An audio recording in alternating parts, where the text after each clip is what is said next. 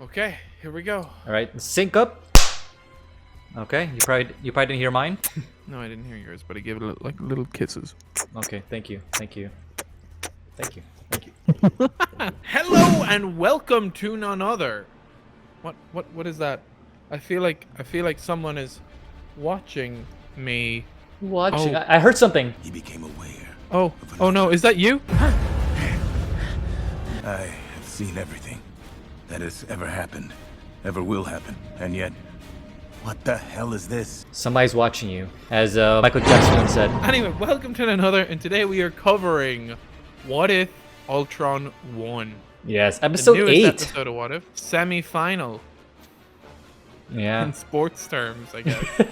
This episode was so good. Like, oh my god, they really picked it up. Obviously, we will be talking spoilers in this episode, so if you guys haven't watched it, then watch it. But before we get into this episode, how about you make this the universe where you click the like button, maybe leave a comment, and subscribe. Oh yes. All right. So, yeah, episode 8, What If Ultron won? We had the hint of it in last week's episode, but they never...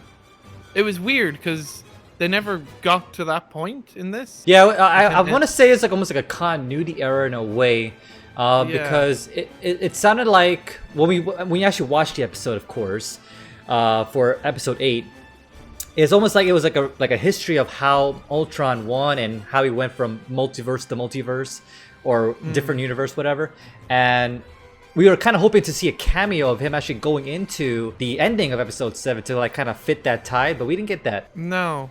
And like, even in episode 7, it seemed like the Watcher was confused when Ultron appeared. Unless So, there's multiple it was- Watchers, but I don't know. Which, yeah, that probably is what it is. But, yeah, what did you think of this one? Dude, like I was saying earlier, this episode was hyped from beginning to end.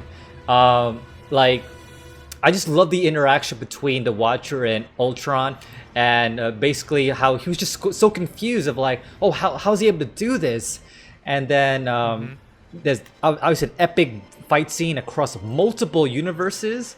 I was like, wow. Yeah, I thought it was pretty great.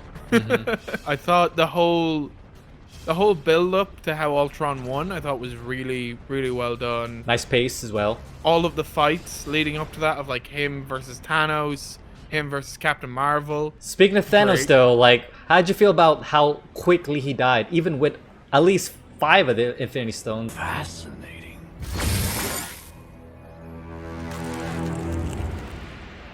Yeah, how'd you feel about that? At first, I was kind of like, that's dumb because Vision could have done that in Infinity War, right? That's what I thought at first. However, thinking back on it, when we saw Vision in Infinity War, he was actually severely depowered because he had the scepter go through him at the start of the movie, and then he had all the messing around that Shuri did while trying to remove the Infinity Stone. True. So, I don't think Vision actually could have done that in Infinity War. That's going to make me forgive them nerfing Thanos so much, is that maybe if Vision hadn't have been depowered, and maybe that scepter through the chest was the big deal breaker in Infinity War. It was also kind of interesting as well. I also agree with you as well. But what I find interesting is how, like, obviously we get that he was trying to get all of the Infinity Stones for Thanos, but it's interesting how he got it so quickly. Because I feel like obviously Ultron took place around 2014, I think, time frame. 2015 time frame. So it's almost like a speed run happened with Thanos in terms of getting all the Infinity Stones before the events that we know of, at least in our universe with the MCU. Maybe there was like a big time jump though, because Hawkeye does have his Endgame haircut in this. That is true. Yep, the Ronin haircut. Maybe it takes him like a year or so to launch the nukes or something like that. Yeah. It takes him a while to launch the nukes. That the Avengers, there is actually Some fight a bit of a between battle them. rather. Yeah. I think though there's a bigger continuity error with Thanos in that somehow he has the Soul Stone. And yet Yeah. when we do see the Guardians, Gamora is with them. Oh, I didn't even notice that. Okay. Yeah. Yeah. So unless he kills Nebula in this universe, maybe? Maybe. Yeah. Yeah. Yeah. Because I didn't see I don't Nebula know. at all, I don't think. Yeah, I didn't see her either. So I guess that's the maybe that's what it is. Yeah, because I would imagine Thanos has you know, like in terms of like who he cares about in the world is Nebula and Gamora, like more than anybody else in the universe. So maybe it's like this in this universe. He loves Nebula more. Yeah, than Gamora. yeah. Yeah, so this episode was like all over the place in terms of like. And now you're saying all over the place in terms of it goes to lots of different locations. Yes, not all very over quickly. The place and that it's a mess. Yeah, that's yeah. So correction, of course, all over the place. Because that's what I was getting to. Like when Vision was basically going from place to place, like Ultron, Vision. No, sorry, Ultron. Sorry. What did you think of Ultron's voice in this? Wow, I see everything. Worlds that needs me. It wasn't the original voice, huh? I don't like No. it didn't sound like it. No, it wasn't James Spader. The only original actors we had returning were Hawkeye, Toby Jones as Zola, also Benedict Cumberbatch as Doctor Strange. Which, of course, we'll talk about more later. Yeah. The person impersonating Scarlett Johansson did a top-notch job. The other thing, speaking really quickly on Scarlett Johansson to kind of not to detract from this episode too much, but her and Disney did come to an agreement. Yes. They came to a settlement, and it seems like she will continue working for them in the future. So, good job on that one. But we want to kind of throw that in here in this episode. Yeah, just in case we never cover it in future. But there's your little resolution on that. And also, Ultron is played by Ross Marquand, and he is the person who also took over as the Red Skull in Infinity War, Endgame, and What If. Yeah. So when I saw his name in the credits, I was like, oh, Red Skull's going to appear. I guess they're probably going to bring in the Captain Marvel stuff into this. But no, he took over as Ultron, and I like his voice. Yeah, it wasn't bad. It's kind of like the movie version, but he kind of also made it its own thing, and I was like, that's interesting. But yeah, as you were saying, we go to many different worlds. We see him destroy pretty much all the big locations of the MCU, and all of Earth's and all of the galaxy's mightiest heroes get wiped out. Now the big reason why I guess Black Widow and Hawkeye were still alive is because even though the nukes launched across the entire world, they were still in the air. So it kind of sounds like they were the only two survivors on Earth, which is pretty intense.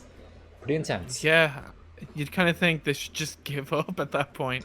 Well, there was a moment where Hawkeye was about to give up, or but to the very last moment, he sacrificed himself to save Scarlett Johansson's character. What did you think of the fight of Ultron and Captain Marvel? Did you forget about it? I did. Honestly, I did. Because like that wasn't the fight scene I was thinking about. I was thinking more so the Watcher, and because that was really what was memorable to me versus the actual. But going back into what you were saying, I do remember the fight scene. They were pretty much Captain Marvel just dove in and then just dug Ultron through the Earth's core, and I want to say Ultron set it off and exploded the entire planet with. I guess taking Captain Marvel with him, or with her, with the planet. It's weird, right? Because last episode we see her get beaten by Party Thor, whereas this episode she's able to take on someone with all the Infinity Stones. Yeah. Like her power level, speaking in Dragon Ball Z terms, her power level doesn't make any sense. It really doesn't. Completely fluctuates. What does the scouter say about his power level? It's over 9,000! What? But I feel like with the whole Party Thor thing, I think she's just really downgraded her power to kind of because Goku also did like in similar cases where he only power up if needed. Yeah, but she was all about shooting a nuke at Party Thor because she couldn't take him out. Remember? I know. Yeah. I don't know. Because if she could have powered up more, surely she would have, rather than nuke the ice caps. Yeah, true. Which and destroy the planet. But the whole Hawkeye Black Widow storyline then as well is playing alongside this as them trying to shut down Ultron. I thought that was done really, really well. And explain what their plan was, because there was one scene where they were in this like storage bay, and the Watcher was there anticipating What? What was the what was happening there? Oh yes, there was boxes of files, and they were trying to run through them, and I think there is actually Easter eggs in those files. I'm not sure, but I don't know. Look them up if you're interested in Easter eggs. Look up and see if you can find the Easter eggs in those files. He's trying to find the one that has Armin Zola in it, and he keeps getting closer and closer, and the Watcher's like, come on, find the bot. Like, I nearly felt like the Watcher was gonna interfere and just be like, oh, look at the fucking box, and just push the box out or something. Something, yeah. Eventually, they do find the box that tells them where the Zola AI is that we know from Winter Soldier. Because some people did think him having himself as an AI in only one location didn't kind of make sense. Would he not, you know, put himself on multiple computers? So I guess this is a retcon to say he did do that, since this was after Winter Soldier. And yeah, they find the Zola AI, and their plan is to use that to have the AI battle the Ultron AI, which I'm not sure if that would have worked. Because like if I don't know. Jarvis couldn't fight it, then what hope would Zola have? But yeah, I guess they're just trying whatever was left. The one thing I will say about this episode is like, obviously, there definitely is going to be a part 2. We know that. So episode 9 will conclude this epic thing. Yeah. And we'll talk about more about that in this episode a little bit. But I really like the idea of the reverse sacrifice between Black Widow and Hawkeye. Obviously, in the original, you know, Black Widow sacrificed herself, and then here, Hawkeye did the same for her. Yeah, I thought it was really good. It was a really awesome way for Hawkeye to go out as well. So, what did you think of how Ultron discovered the Watcher? I mean, like, I feel like it made sense, like, but at the same time, if Ultron is able to, I guess, sense the Watcher with the Infinity Stones, wouldn't also Thanos with the Infinity Stones be able to do that as well? Maybe he's just not listening to it as cleanly as Ultron is here, because he was literally, but by the time he destroyed every life form in the across the universe, that the current universe he's in, he's like, oh, I met my goal. Like I'm lost now. What do I do? So he was literally by himself, and then he was able to hear the Watcher. But maybe that's why Thanos wasn't able to, because there's still life to distract, I guess, his I don't know, cognition, I guess. I don't know. It's weird, right? Because I don't think it's that the Infinity Stones let him sense the Watcher. I think it's more so that the Watcher was talking, that he heard the Watcher then. But also, it's like how Doctor Strange was able to hear him when he was telling his story. But it's like, why are you doing that? Why are you talking in earshot of these people? Like you're like right there. Yeah. But also, that begs the question: who's the Watcher talking to? I know, right? Like to himself? Is he talking to the viewer? Yeah. But he says, in your universe, Vision got the suit and became Ultron, and we're not in that universe, so he must be talking to someone. But who? Yeah, that is interesting. Yeah, and there was a funny quote from Ultron. Wow, isn't this more fun than just watching? And to be honest, it's a lot less creepy on your part. Where it's like, yeah, it's a little creepy. You're like watching other people. So I thought that was that was a little funny nod there, because that is kind of creepy. It's like he's looking at these little. Obviously, you get to a point where you actually see where the Watcher is able to watch all these little shards of glass. It's different from the comics. In the comics, he watches from the moon, but yeah, he's got this little pocket dimension in between all the other universes where he's able to see each universe, and each universe is its own crystal. Yeah, which pays off the intro as well, with all those glass shards. Then the fight with the two of them happens, and it was epic as oh my god, all hell. I love the Watcher's armor, by the way. Like, I don't know where he got that gold armor, like, cause like obviously we always see him in this hood or this cloth thing around him, so we never actually see what he's wearing. So now we actually see him, and he's pretty beefy, you know, kicks some ass, and he's very, very powerful. It's very Dragon Ball Z. Yeah, very Dragon Ball Z. And there was that nice little bit where you see there's a universe where Steve Rogers becomes president. Yeah, I saw that. But yeah, no, the fight scene, I think it might be the best in the series so far. I think the only one that rivals it is the fight scene in the Party Thor episode. It ends with the Watcher sadly losing and requesting help from Demon Doctor Strange. Yeah, but is he still evil then?